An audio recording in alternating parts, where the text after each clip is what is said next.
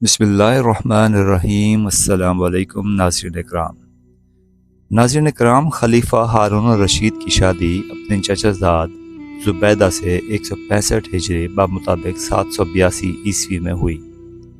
ملکہ زبیدہ اپنی خوبصورتی اور ذہانت کی وجہ سے پورے بغداد میں مشہور تھیں۔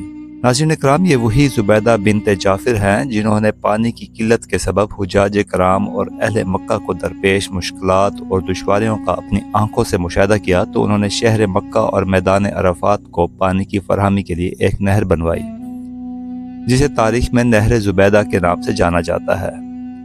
خلیفہ ہارون الرشید اور ملکہ زبیدہ کو اللہ پاک نے 787 عیسوی میں ایک بیٹا عطا فرمایا، جس کا انہوں نے نام امین رکھا۔ خراسان کے گورنر علی ابن عیسیٰ نے خلیفہ ہارون الرشید کو ایک کنیز تحفے میں دی، جس کا نام مراجل تھا۔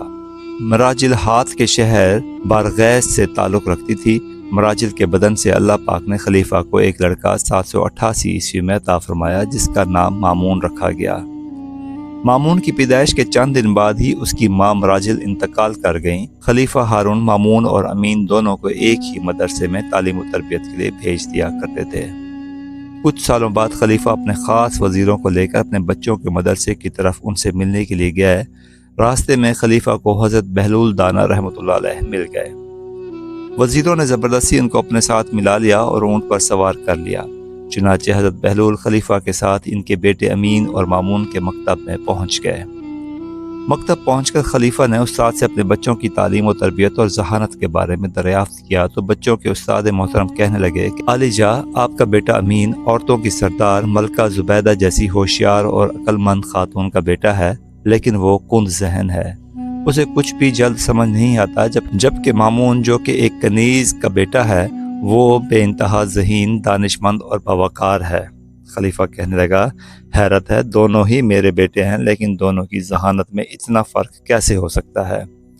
تمہیں بغیر ثبوت کے اتنی بڑی بات کیسے کر سکتے ہو؟ خلیفہ نے غصے کا اظہار کرتے ہوئے بچوں کے استاد سے کہا تو استاد محترم کہنے لگے کہ جناب اعلیٰ، دونوں بچے تفریح کے لیے باہر گئے ہوئے ہیں، میں دونوں کے بیٹھنے کی جگہ ایک کاغذ چھپا کر رکھ دیتا ہوں، جب دونوں آئیں تو آپ خود ملاحظہ فراہم کر لیجئے گا۔ کچھ دیر کے بعد بچے مکتب میں داخل ہوئے اور اپنے والد کو دیکھ کر بے حد خوش ہوئے، اور اپنے والد محترم سے گلے ملنے کے بعد دونوں بچے اپنی اپنی جگہ پر بیٹھ گئے، جو ان کے استاد نے ان دونوں کے لیے مخصوص کر رکھی تھی، اور جہاں پر استاد نے ایک موٹا کاغذ چھپا دیا تھا۔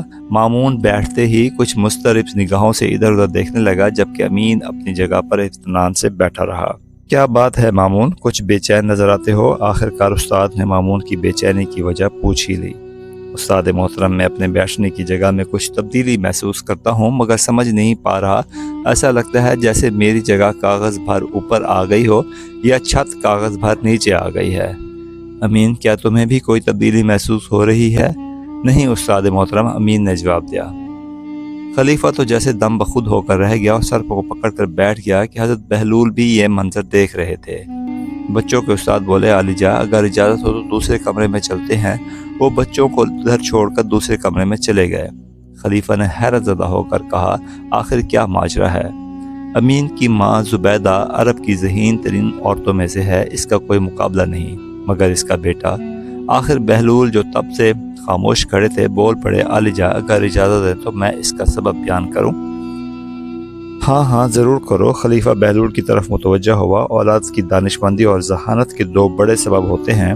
خلیفہ دلچسپی سے حضرت بہلول کی بات سننے لگا۔